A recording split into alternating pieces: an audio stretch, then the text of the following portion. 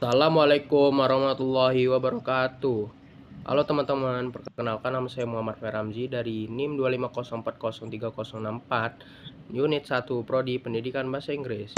Kali ini saya akan mempresentasikan tentang Simple Future Continuous Tense. Dan pertama-tama saya akan membahas tentang Simple Future Continuous.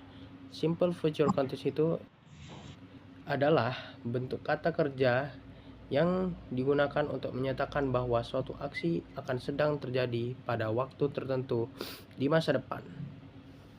Nah, untuk fungsinya ini, teman-teman, kita itu seperti menggunakan tense ini untuk menunjukkan bahwa pada satu titik waktu tertentu di masa depan, kamu sudah memulai suatu kegiatan tapi belum menyelesaikannya. Contohnya, at 7 p.m. tonight, I will be watching my favorite movie. Nah, artinya dari kalimat tersebut itu adalah kamu mulai menonton sebelum jam 9 dan pada jam 9 tersebut kegiatan itu masih berlangsung. Gitu. Teman-teman, selanjutnya kita akan membahas tentang rumus simple future continuous. Rumus simple future continuous itu adalah untuk yang kalimat positifnya itu menggunakan subject plus will be plus verb ing.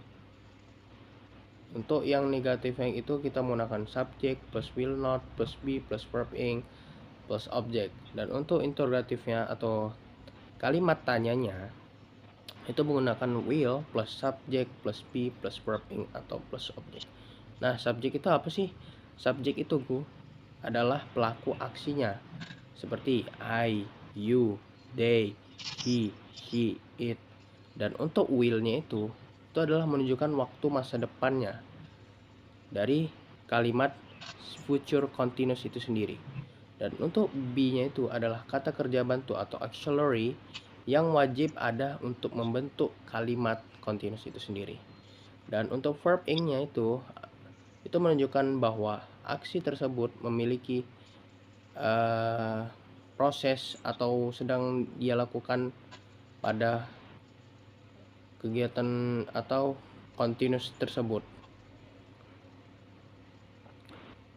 Untuk objeknya itu adalah melengkapi kalimat atau bisa dibilang pelengkapan kata dengan keterangan apa atau kapan. Nah, untuk yang kalimat positif ini itu kita menggunakan subjek atau pelaku aksinya, dan juga kita menggunakan will atau menunjukkan waktu masa depan, dan juga menggunakan be kata kerja bantu, serta verb ing menunjukkan bahwa aksi yang sedang dia lakukan, dan juga melengkapi kata atau kalimat pada continuous itu sendiri. Dan untuk yang negatif itu sama aja sebenarnya, cuma bedanya kalau bedanya dari positif dan negatif ini adalah kalau yang negatif itu menggunakan not. Nah, jadi kalau kita bisa bilang will not, berarti dia menunjukkan bahwa dia itu waktu itu tidak ada di masa depan. Dan untuk yang interrogatif itu kita awali dengan will baru ke subject. Nah, kenapa will? Karena will itu dia ingin mengetahui menunjukkan apakah benar masa depan si pelaku ini benar-benar sedang berkegiatan atau sedang berkegiatan pada aksi tersebut gitu. Dan lanjut dengan be kata kerja bantu dan juga plus verb ing atau menunjukkan bahwa aksi yang tadi dia lakukan itu apakah benar atau cuma pengen tahu bahwa dia sedang melakukan kegiatan tersebut. Dan objeknya atau melengkapi kalimat pada si penanya tersebut. Itu teman-teman, untuk dari rumus simple future continuous itu sendiri. Oke teman-teman, kita langsung ke contoh kalimat future continuous yang pertama, yaitu adalah dia sedang menyatakan bahwa dia sedang belajar grammar pada jam 7 besok. Oke, di sini kita langsung ke kalimat yang positifnya. Untuk yang kalimat positifnya, itu kita baca dulu teman-teman. She will be studying grammar at 7 o'clock tomorrow. Artinya, kalimat ini menekankan pada proses atau kejadian tersebut pada jam 7 besok. Pada jam 7 besok, dia tidak baru mulai belajar atau baru selesai belajar, melainkan sedang berada di tengah-tengah aktivitas belajar tersebut. Seperti jika kita datang menemuinya tepat jam 7 besok, kita akan melihatnya sedang membuka buku dan fokus pada grammar. Dan untuk kalimat negatifnya teman-teman, kita baca dulu, yaitu adalah she will not be studying grammar at 7 o'clock tomorrow. Nah, artinya ini maknanya yaitu adalah kalimat ini menyangkal adanya aktivitas yang sedang berlangsung pada waktu tersebut. Nah, contohnya mungkin pada jam 7 besok dia sedang melakukan hal lain seperti sarapan, tidur, main game, dan lain-lain. Jadwal belajarnya sudah berubah. Nah, untuk yang kalimat tanya, kita baca dulu teman-teman. Will she be studying grammar at 7 o'clock tomorrow? Nah, artinya kalimat ini itu tuh digunakan untuk memastikan apakah si penanya itu sudah merencanakan yang sudah pasti di masa depan. Nah, konteksnya gini teman-teman. Biasanya kita gunakan saat kita ingin tahu apakah seseorang akan sibuk pada jam tertentu. Mungkin karena kita ingin mengajak mereka melakukan hal lain seperti menongkrong kafe atau mengajak yang dia bikin senang lah, selain membaca grammar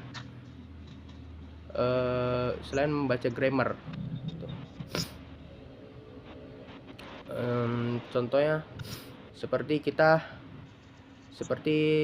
dianya mengajak kita untuk ke tempat yang lain gitu, misal nongkrong di kafe atau main game bareng gitu teman-teman. Untuk si kalimat tanya, kita langsung ke contoh yang kedua. Untuk contoh yang kedua yaitu adalah menyatakan rencana kegiatan besok pagi.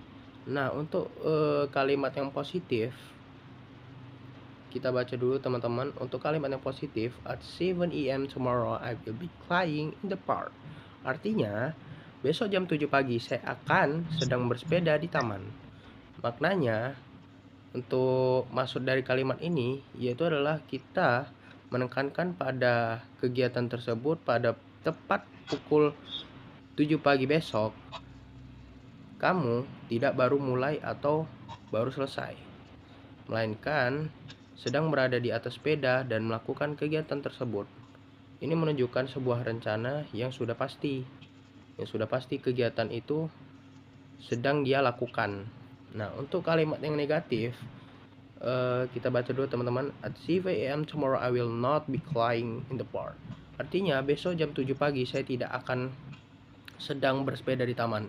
Maknanya kalimat ini digunakan untuk membatalkan rencana kegiatan tersebut yang menyatakan bahwa pada waktu tersebut kegiatan bersepeda bukanlah aktivitas yang sedang dia lakukan.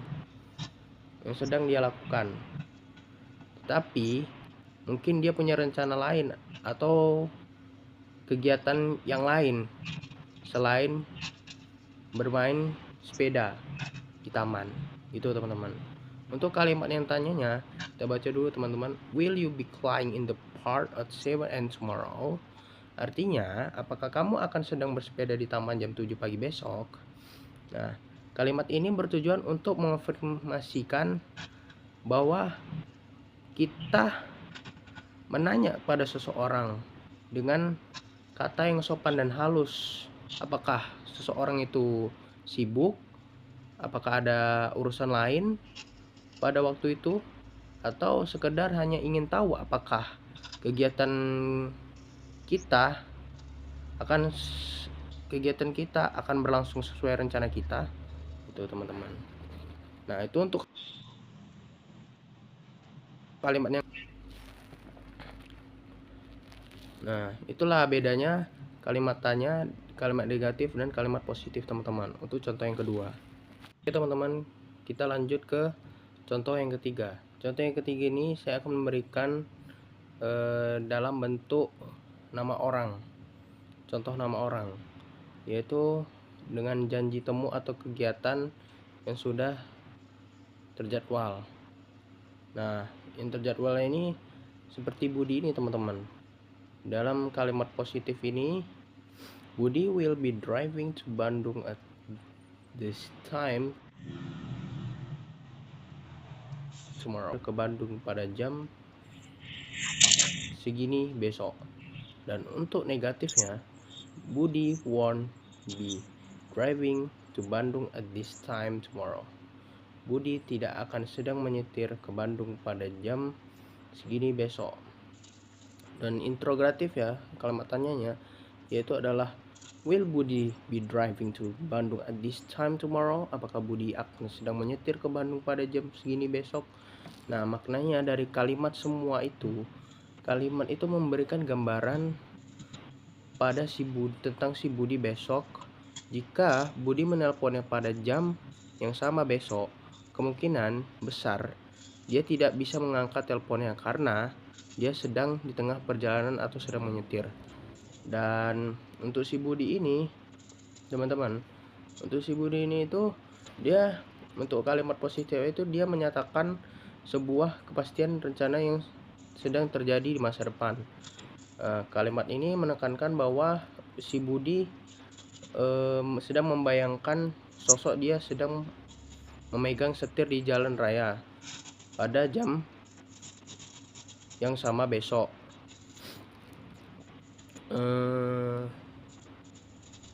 Digunakannya saat konteksnya itu seperti kita digunakan saat memberi informasi atau alasan. Contohnya, besok jam segini jangan ajak Budi rapat karena dia akan sedang menyetir ke Bandung.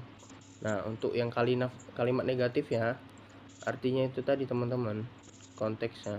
Maknanya itu si Budi itu pada jam tersebut dia tidak sedang berjalan, tidak berada di jalan, tapi mungkin dia sudah sampai, mungkin dia belum berangkat, atau mungkin rencananya batal.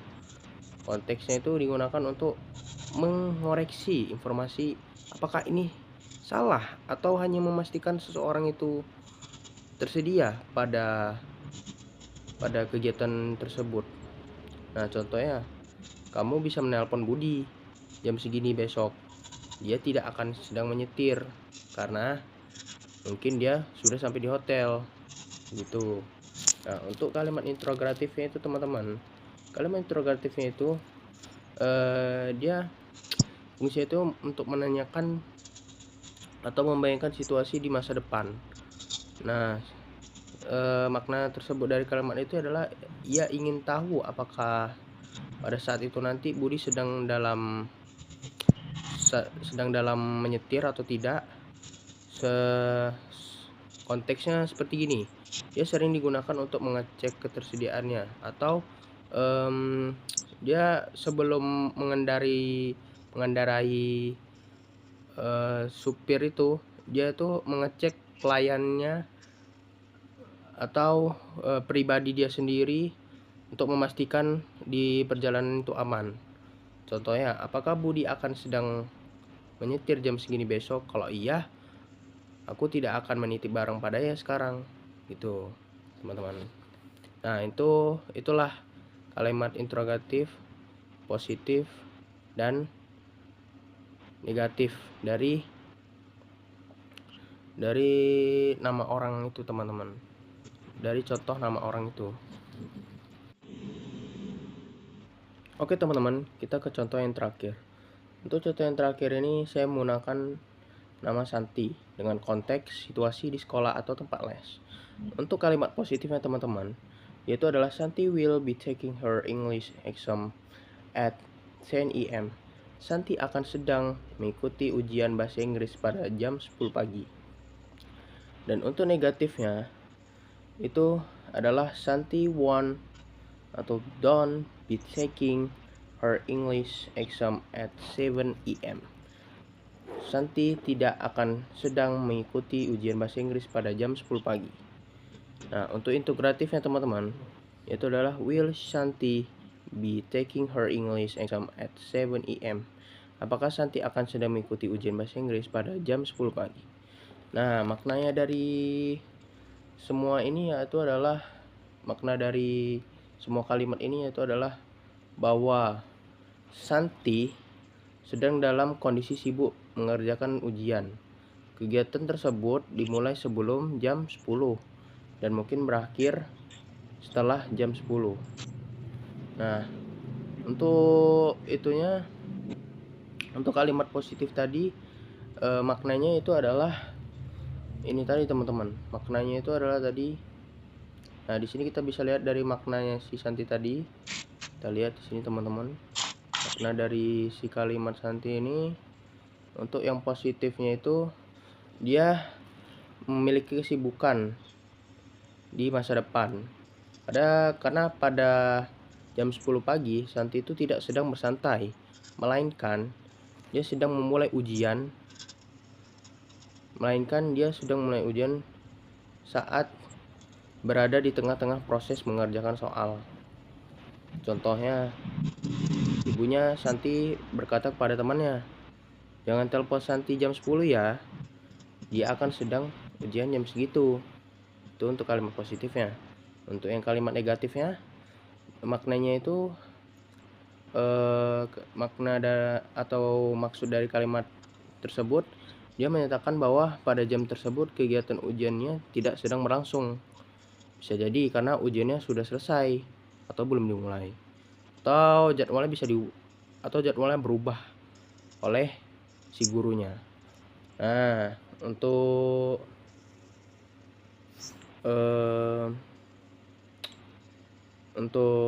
yang negatif, yang integratifnya itu will Shanti be taking her English exam at 7 p.m. Nah, makna dari kalimat interrogatifnya ini atau tanda tanya, kalimat tanya ini yaitu adalah ingin memastikan apakah waktu pada jam 10 itu Santi sedang sibuk dengan aktivitas tertentu atau tidak. Contohnya seperti seorang teman yang ingin mengajak Santi makan siang lebih awal, lalu bertanya kepada petugas lesnya, apakah Santi akan sedang ujian jam 10 pagi nanti. Tujuan si teman itu hanya ingin tahu kapan Santi selesai dan bisa diganggu. Itu teman-teman, untuk dari si contoh yang keempat ini. Terima kasih.